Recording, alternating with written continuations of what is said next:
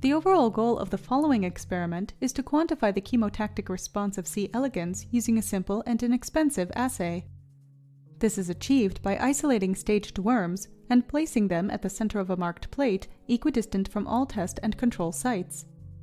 Deposited at each site is a compound of interest or a control compound, both combined with an anesthetic that will arrest the worms as they approach. After 60 minutes, the final distribution of the worms on the plate is tallied, and the ratio of the worms' locations is used to provide an assay index. Ultimately, quantifying the attraction of C. elegans to certain compounds can be used to evaluate the behavioral consequences of underlying experimental manipulations.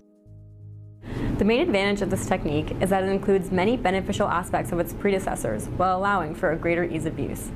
This assay provides insight into the behavior of C. elegans and is especially useful in combination with neurogenetic manipulations and other neurobiological assays. Begin with 5 cm plates loaded with Chemotaxis agar or NGM. Mark the underside of the plates into 4 equal quadrants. Prepare at least 3 plates for at least 3 trials per genetic strain being tested and per condition tested. Next, mark a circle with a 0.5 cm radius around the origin. Then, mark points in the opposite quadrants with a T for test or a C for control, ensuring that the sites are equidistant from the origin and from each other.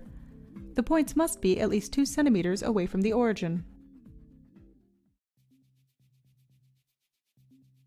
For this assay, have prepared young adult worms in synchronized development on 5 cm Chemotaxis plates.